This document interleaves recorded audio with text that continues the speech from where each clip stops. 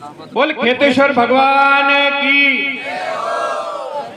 जोर जय, थोड़ी जोर आनी चाहिए। बोल खेतेश्वर भगवान की। आज इस सिवाना की पावन धरा पर श्री खेतेश्वर शिक्षण संस्थान के तत्वाधान में आयोजित इस 14वें वार्षिक उत्सव के मौके पर हम सबके आदर्श, हम सबको एकता के सूत्र में बांधने वाले परम पूजनीय गुरुदेव तुलसीराम जी महाराज के चरणों में कोटि वंदन करता हूं। मंच पर विराजमान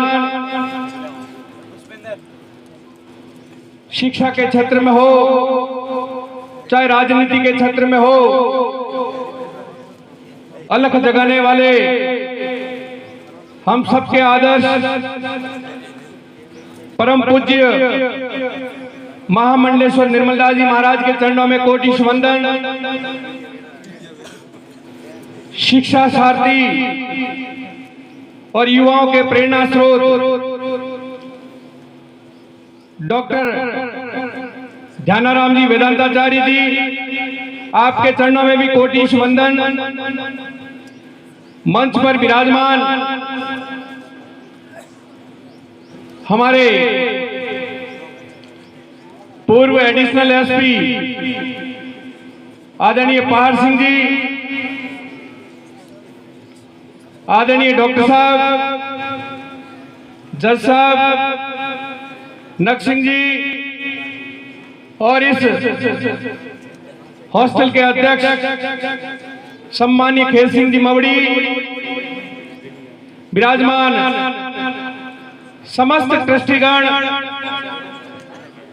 और समाज के पधारे हुए कोने कोने से मेरे पिता तुल्य बुजुर्गों, युवा साथियों, मातृशक्ति, छात्र छात्राएं, सबसे ज्यादा मैं धन्यवाद देना चाहूंगा इस हॉस्टल के वार्डन आदरणीय आम सिंह जी, जिनके नेतृत्व में और जिनके मार्गदर्शन में हमेशा इस हॉस्टल से प्रतिभाएं समाज में जाती हैं। बंधुओं, जब से अपने शिक्षा के क्षेत्र में अलग जगी, उस समय आम आदमी और आम परिवार के लिए शिक्षा देना बहुत ही मुश्किल था। जब अपने क्षेत्र में छात्रावास की असुविधाएं थी तो अपने क्षेत्र से लोग जोधपुर और जालोर जाया करते थे। मैं उस मौके पर परम पूज्य आत्मानंद जी महाराज को भी मैं वंदन करता हूं कि जिन्होंने सबसे ज्यादा शिक्षा पर जोर दिया और जगह जगह पाली में हॉस्टल स्थापित किए। जब समाज में खेतेश्वर भगवान की कृपा हुई, उसके बाद शिक्षा के क्षेत्र में राजपूत समाज ने अलग जगाना शुरू किया। तो आर्थिक युग में राजपूत समाज आज पूरे प्रदेश नहीं, देश नहीं, पूरे विश्व में अलग जगाने जा रहा है। यह सब खेतेश्वर भगवान की कृपा हुई। जब आर्थिक जगत में राजपूत समाज आगे बढ़ा तो कई बिरला पुरुष पैदा हुए और उन बिरला पुरुषों ने और उन उद्योगपतियों ने ये मन में ठाना कि हमने प्रदेश में जाकर पैसे तो कमा लिए, लेकिन जो पैसे कमाने का जो स्टैंडर्ड तरीका है वो शिक्षा के बिना अधूरा है। तो उन उद्योगपतियों ने और उन भामाशाहों ने शिक्षा के क्षेत्र में ये छात्रावास स्थापित किए और शिक्षा के सहयोग किए। मैं खेत सिंह जी अपने बीच में विराजमान हैं, जो छात्र आर्थिक रूप से जो पिछड़े हुए थे, जिनके मन में ये लालसा थी कि मैं कुछ बनकर दिखाऊं, बड़ा अधिकारी बनूं और मैं समाज की सेवा करूं और समाज का नाम रोशन करूं, ऐसी प्रतिभाएं थी, वो पिछड़ जाती थी। तो आपने इनके पास से हो चाहे अपनी टीम पैदा करके एक आर्थिक फंड तैयार किया और उस आर्थिक फंड के माध्यम से अभी हमारे बीच में उद्घोषक भी बता रहे थे कि ऐसी कई प्रतिभाएं हैं जिन पर आज भी इन आर्थिक जगत के और इन उद्यमियों का ऋण है।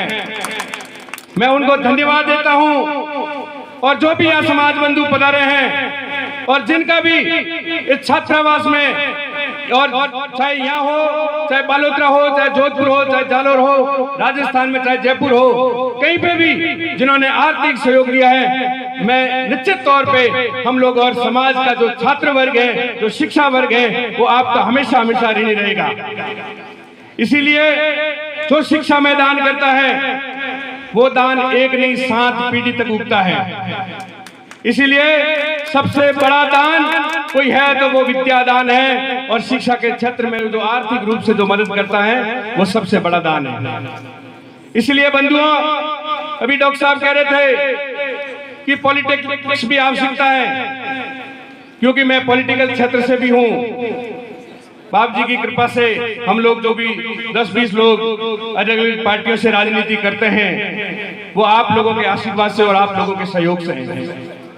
कहते हैं कि टिकट एक मिलती है, मांग तो हम लोग करते हैं, लेकिन समाज बंधुओं से मेरा अनुरोध है और निवेदन है कि राजपूत समाज में जब तक लीडरशिप स्वीकार नहीं होगी तब तक समाज का पॉलिटिकल बैकग्राउंड नहीं बनेगा।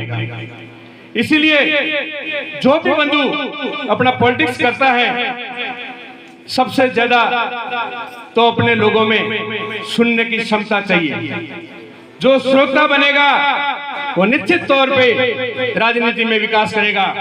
वक्ता से ज्यादा श्रोता बनना पड़ेगा और श्रोता बनके अपन राजनीतिक क्षेत्र में भी विकास कर सकते हैं। आज विशेष तौर से यह शिक्षा का उद्देश्य है। डॉक्टर भीमराव अंबेडकर ने कहा था कि जो शिक्षा रूपी दूध पिएगा, जो शिक्षा के रूप में दूध पिएगा वही दहाड़ेगा। तो हमेशा शिक्षा का दूध है वो हमेशा पिए। और आप लोग से मेरा यही निवेदन है कि अपने गुरु महाराज की कृपा से जो आज समाज जिस ऊंचाइयों पे छू रहा है, वो हमेशा निरंतर प्रगति करें और सभी एक रहें, नेक रहें। अपने में जो प्रेम भाव है वो हमेशा बना रहे, ताकि सामाजिक एकता से, चाहे शिक्षा के क्षेत्र में हो, चाहे आर्थिक क्षेत्र में हो, चाहे राजनीतिक क्षेत्र में हो, समाज निरंतर प्रगति करेगा। इसी आशा और विश्वास के साथ में, क्योंकि कार्यक्रम बहुत लंबा हो चुका है तो समय की नजाकत है, आप लोगों से मेरा यही निवेदन है कि आर्थिक जगत में जिन्होंने प्रगति की है वो इस हॉस्टल में हमेशा हमेशा के लिए सहयोग करें। यही हमारा निवेदन है, क्योंकि मैं भी यहाँ ट्रस्ट का मेंबर होने के नाते आपसे गुजारिश और निवेदन करूंगा कि आने वाली पीढ़ी आपको हमेशा हमेशा के लिए याद करेगी और खेतेश्वर भगवान की कृपा से अपने जो राशि है वो हमेशा हमेशा 100 गुना निरंतर बढ़ेगी। इसी आशा और विश्वास के साथ में आप सबने मान सम्मान दिया, उसके लिए मैं पूरे समाज का हृदय की गहराइयों से आभार व्यक्त करता हूँ। जय हिंद, जय भारत, जय खेतेश्वर।